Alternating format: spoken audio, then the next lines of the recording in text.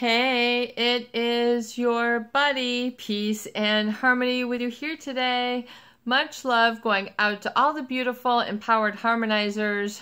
We are zooming in and focusing in on a great viewer sort of question comment, and that is scapegoat or black sheep.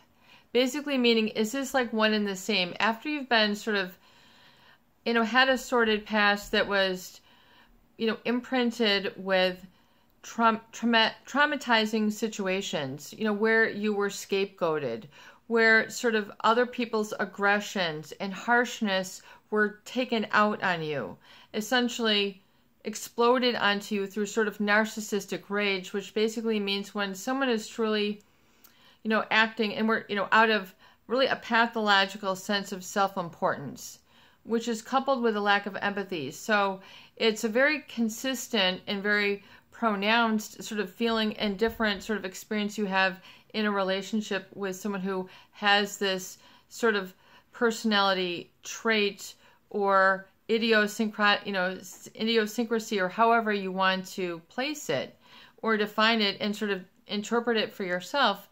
But it is to realize that when you are with these types of individuals, ultimately, if you go through that love bombing and then devalue stage, you're going to get scapegoated, meaning things that aren't your fault are going to be made to appear as if they are your fault. In other words, that becomes your new normal. That becomes your new reality.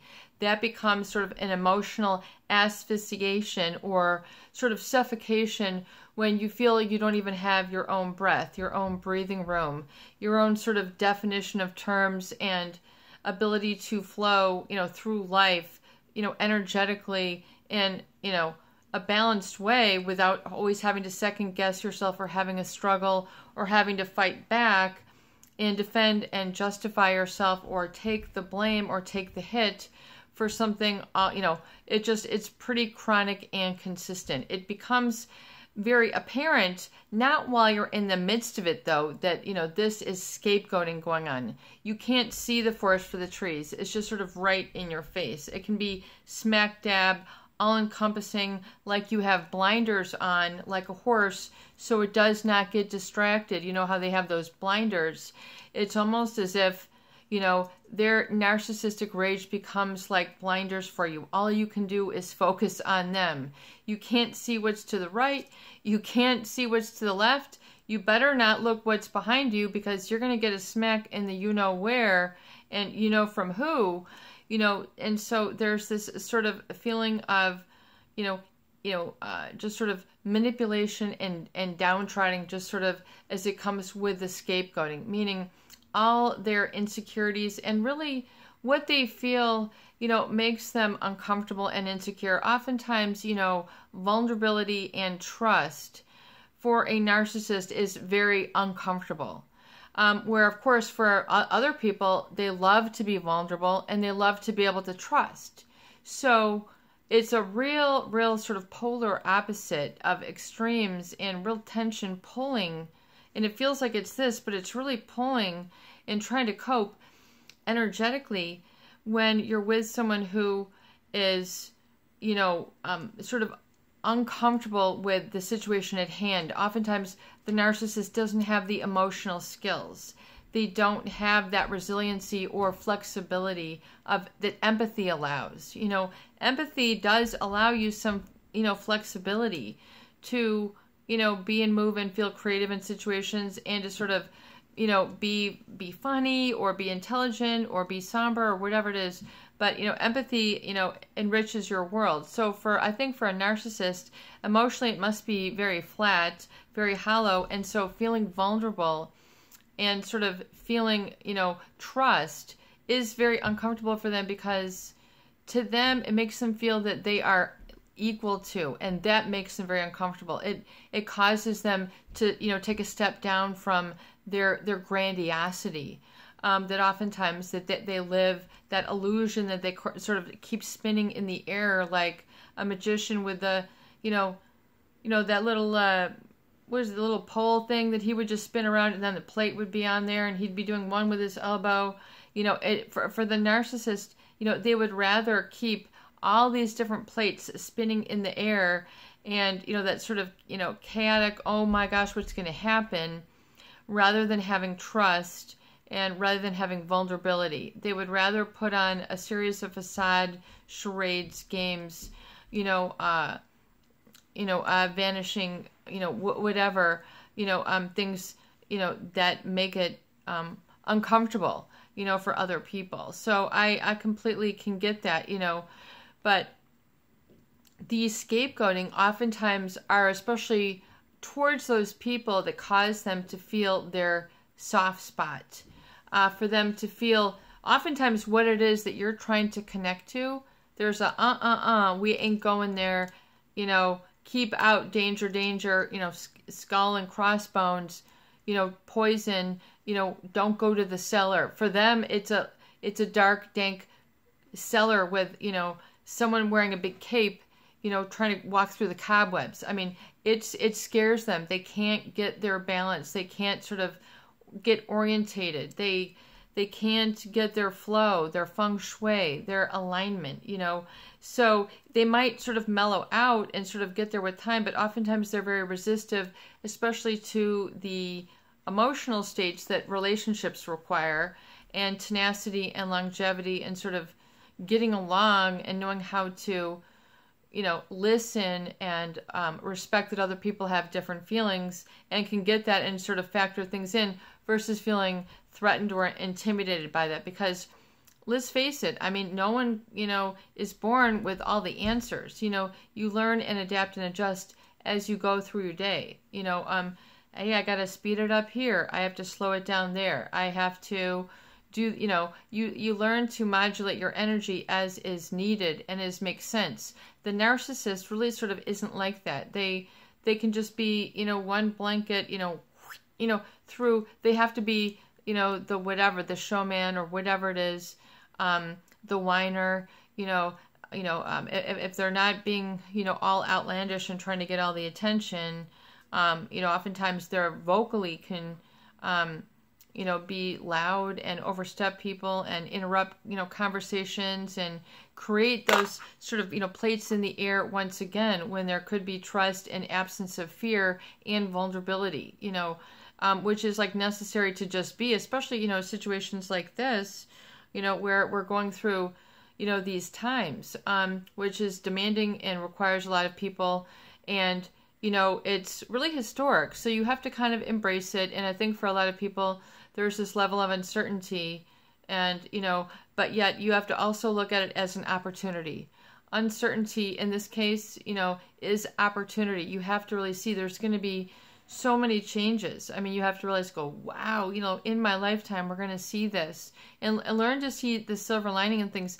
Not only the silver linings, but, when it comes to sort of that whole black sheep mentality, like if you feel that, now, especially now, it brings up this feeling of, am I going it alone? Am I just destined to have, no belonging? Or, is there something about me that is, either damaged or bespeckled or, not like the others, because that's different than like a black sheep, which is, I think, what the viewer was asking about and inquiring about. You have to realize that, to be scapegoated really means, it means it's how the narcissist is treating and defining you, so you end up feeling more traumatized. That's sort of that cycle that just repeats and gets more and more intense, more and more emblazoned, more and more, deep, deep cuts, as you continue until it gets so razor sharp that you need to back it off and you just don't even know why, but you need to do something. And oftentimes, the very feelings that you cherish are very uncomfortable and frightening for someone who is narcissistic and definitely psychopathic, because they don't even, to them, they're just like, you guys are, all trying to bond together. Like, they don't get the humanity. Like, the whole thing about this humanity, the psychopath is not living in that reality. But anyway, so, it's just a different perception.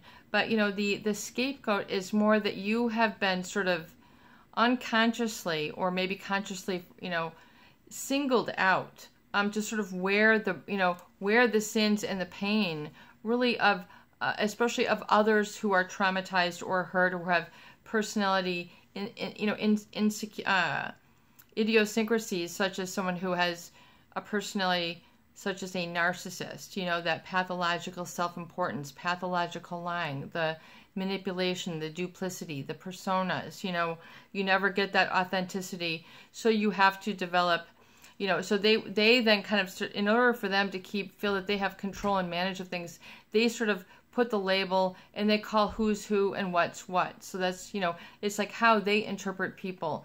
Not oftentimes based on the reality, but it's based on their needs, what's convenient for them, what's easiest for them, what they can maintain, to, live out by, once again, in that grandiosity oftentimes, which oftentimes is not, rational. Let's just face it. It can be an illusion. It can be not even, livable.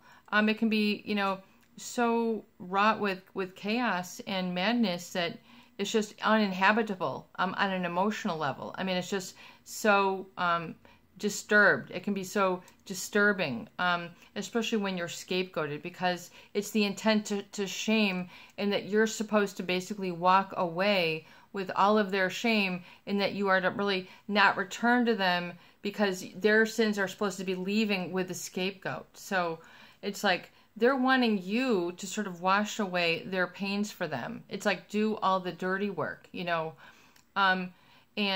you're carrying a lot of their emotional pain. It literally is like a passing from one to another. I mean, so you can feel that hurt, and oftentimes you see that's the hurt that's in them that they're sort of unleashing onto the scapegoat that they want to be rid of. And so they want you to carry away, or the scapegoat away, with what they have ridded themselves of. So that's why you've got this burden of shame that you have to let go and learn about why it is. And you have to learn about the dynamics between those types of people. And then, what it looks like, the pattern, and then how it affects you. So understanding the cause that creates the effect. But whereas a black sheep, oftentimes, whereas a scapegoat, it can have a very negative connotation in sort of a biblical, and very historic interpretation. Whereas black sheep is sort of like, the odd man out, but oftentimes it can be favorable. It can be someone who's, a black sheep, like Thomas Edison, Alexander Bell, the inventors of the telephone and, the light bulb, Benjamin Franklin. I mean, a lot of these people, maybe not Benjamin Franklin, but, people who are sort of, they go away from the crowd. They sort of make their own path. It can be positive because they're sort of, rather than following the crowd, they are a leader. They are an influencer oftentimes. But, they might feel that, others, don't look at them as if they're the same, or they don't feel that others look at them the same, so they don't feel very welcomed. Even though they are oftentimes welcomed, they are part of the herd, they just sort of, stand out, or feel that they stand out, so they oftentimes want to exit the herd, exit the matrix, and sort of not be, they just don't feel that they're like other people, and that that there's something different. Even sometimes they feel that they're physically, have a different appeal, or won't be found that whole situation is really different. It means to sort of go off and blaze a path too, and so I think a black, that can also result though of being scapegoated or feeling that way. I would definitely say, especially how people interpret it. Because I happen to know a lot of people who I would consider a black sheep. I would even say, what's the plural? Black sheeps, but many of the black sheeps all relate to each other. So they're not really, like a scarred group or something like that. And oftentimes they're the real, people who push the limits moving forward, they have a specific energy or a specific movement or feng shui, whereas, and I think it's more upward looking and sort of, versus so downcast, which, a scapegoat is ultimately meant to brew in shame and being downcast. Whereas a black sheep is oftentimes, how they interpret themselves. It's more of I would say, it doesn't really, you don't have to be traumatized and have issues with a lot of boundary violation and a lot of violation and shaming energy and lack of support and connection, like touch, eye contact, which this whole, phenomenon is just like, I hope it's giving people perspective on how important eye contact is, and touch, and just having some human energy around, and to stop being so overzealous. This is going to be so fascinating, I think, how this all maps out. And we don't want to go there too much because YouTube, is hot on this topic, and we don't want to get censored off and everything. So I'm aware of that. As the content creator, I get, info and things, watch this, watch that. Anyway, being a black sheep can be an original thinker, and so that there's nothing, but I think for someone to regard themselves as in the positive, but if you feel that someone is, you're disappointed or you're disgraced by them, that's more shunning, that's very different. So I think there's sort of different nuances to, the feeling, and I mean, I just, because it's really sort of a leader, to me, because, knowing a lot of people who consider themselves black sheeps, but they might have felt like a disgrace to their family, maybe in the beginning, or maybe not understood. Do you see? So there doesn't have to be a narcissist at play, for you to sort of be considered as a disgrace, especially for people who are really actual achievers, but oftentimes people will feel that they are disgraced, you're not fitting into the mold that we're creating for you. So you might get that sort of disappointment or disgruntlement, or sort of, when it gets very severe, it's like you're being shunned, it has a real different tinge to it. And it's more, so that I think it's more, that sounds to me more of like a behavioral disorder on the part of, the other individual versus sort of, a scapegoating dynamic. But there are some similarities, but I think it's very different with a narcissist, and feeling, and part of healing is the state of grace, it is realizing that your life is in a state of grace. That's part of the growth process, and the allowing, which is oftentimes so very difficult for people who have been manipulated, who have been in controlling relationships. It's very difficult then for them to allow and trust and allow themselves to be supported again in a trustworthy, reliable manner. Trust meaning, I know that I can rely on you, and I know I can count on you, and I know that, you will not harm me. But to have that complete and total trust in this person, that they're not going to go and do something behind your back, that they're not going to go and smear campaign you, they're not going to go and cheat on you and lie to you or mistreat you, with harsh words or harsh attitudes, and, or scapegoating you, trying to make you the one who's always at fault. There's a whole different, real different dynamic between black sheep and scapegoat. That's really interesting question though. So thank you so much for bringing that up. But it's more, and also black sheep, I think, to me that almost feels like someone who just has really just sort of abandoned hope, if it's, so you have to realize, that can be a result. I mean, it can be a real result, of sort of being scapegoated, but unless it's been really severe, I mean, if it's, the scapegoating, can oftentimes be done in a very hurtful manner, but it's not as serious as, maybe someone like, writing you out of their will, and, you don't, like a black sheep, what we see going in the UK right now. The younger prince, he's maybe considered like a black sheep. You've left the royalty. I'm not going to even go there because that's, but do you see, that's really different than being sort of scapegoated. If you're considered like a black sheep, like you've disgraced us, you've left, the royal family. You guys have been following that whole story. I don't want to go into a big news blur, but that's a whole, if you can kind of understand the emotion and the ethos of that sort of environment or milieu of that sort of the royal family, and then how they're like looking, at them for like defecting the royal family. I mean, that's sort of like, you've brought disgrace to us, all these problems. Well, I mean, of course, I guess you're supposed to, hey, if you're born into royalty, I guess you're supposed to stick with it. But, that he's demonstrating free choice, and maybe, he's being called, and, so he's trusting his voice to go, and then to allow, and that takes a lot of courage, and that takes a lot of trust.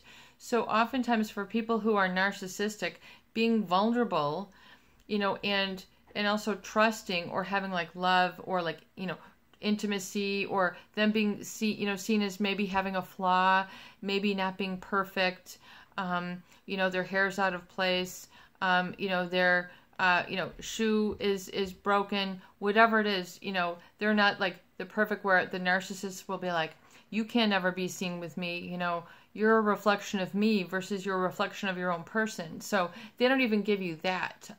It can be very, very sad, and very, very sad.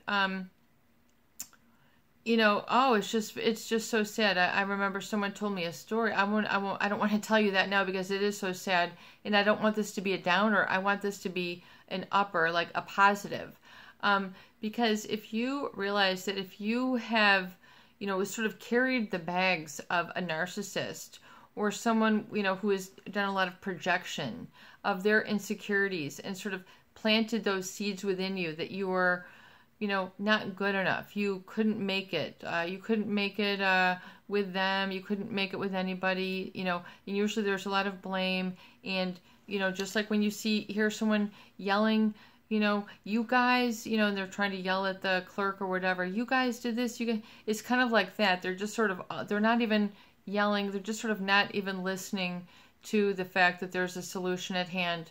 And I'm just going to use a quick analogy here. I know it's a long video, and I just want to use sort of so you to understand the, just sort of the dynamics, or the sort of emotional flavor, if you will, that, have you ever seen like somebody, at a bank, or, they're at the grocery store. You guys, the guy's looking at his grocery list. You guys overcharged me for the milk, and, this butter, and you guys, and they're like, sir, let's look at your groceries. You do have 2 milks, and you do have 2 butters. Oh, yeah, that's right. I was supposed to double the recipe.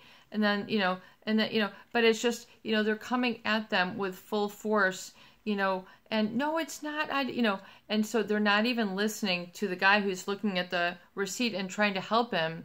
They're just yelling. So it's a very one-directional, just sort of, lambasting, which the projection can take that format, where it's so much projection that they're not even listening to other people. They're the worst interrupters. They walk, or, talk all over people, rather. And, you can't oftentimes get a word in edgewise, or have even a flow of conversation. And so, a lot of people end up, wanting to stay away sort of from that narcissistic argumentative side, and then will get very quiet, and then become very withdrawn, and oftentimes their whole feelings will not be able to live, their feelings in that moment, their feelings what they needed. They needed a hug, they needed a cookie, they needed a hello, how are you? They needed a bike ride, whatever it is, they needed a night on the town, whatever it is. I think for a lot of people, if they've been consistently, scapegoated and they haven't been able to sort of feel their own feelings, they're always feeling other people's feelings, then not only do they become difficult for them to sort out and figure what their own are, but to sort of get it from, basically, flint and steel, to creating even a tiny little flame with a little piece of bark and then a little piece of pine cone and a little piece of sticks, to even get their own feelings going. In other words, their inner pilot light sort of goes out. It can be very, very terrifying for people, when they're very, especially, the black sheep makes me feel like someone who has felt so ostracized, that they have felt so unloved, they have felt so misunderstood, they have not felt understood at all, that their voice has just sort of been extinguished, kind of like a pilot light. Like, you got to get the gas back on, you got to put the light back on and go, whoa, I am here, like the old Cinderella story, what are you doing? She's in the basement, here's the shoe. It's kind of like, your life becomes a better fit once you kind of realize that, you're better than all the ash and the tar that the narcissist will make you out to be. Or even just you feeling that way after you've been mistreated. So it's a great, it's, it's a great question. But there's something else I was just going to bring up, and is that the importance sort of, if you have been in a relationship with someone who has been a narcissist or psychopathic, and you have not been able to sort of have a great, broad, or vast number of experiences, that were based in trust and based in allowing, and, allowing both to be heard, then it's going to be difficult to allow and to rekindle that, So you might have to, pay it attention, deliberately meditate and do your affirmations. I'm here, and then little by little, it's going to open up and, unfold, and you're going to feel more carried by life versus like having, in life carrying you versus you carrying someone else's feelings all the time. You not having to, because the scapegoat oftentimes I think has the trouble with, double and second guessing themselves. They don't, are they going to say it perfectly? Are they going to say it imperfectly? Am I going to be too tall? Am I going to be too short? They just don't ever feel that they have any desire, their heart light goes out, if you will. And they haven't been sort of had enough experiences to get that back on, especially, with that. They just are only listening to, a sort of a negative voice. They're not listening to a positive.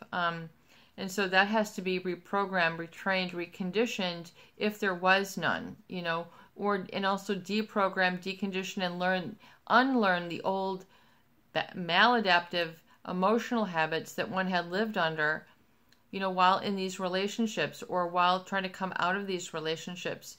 So you can really sort of rehabituate yourself totally, so you don't have the bad habits. You don't have the bad emotional habits.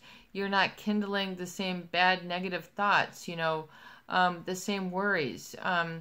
You're getting through the valley, of that PTSD after being traumatized.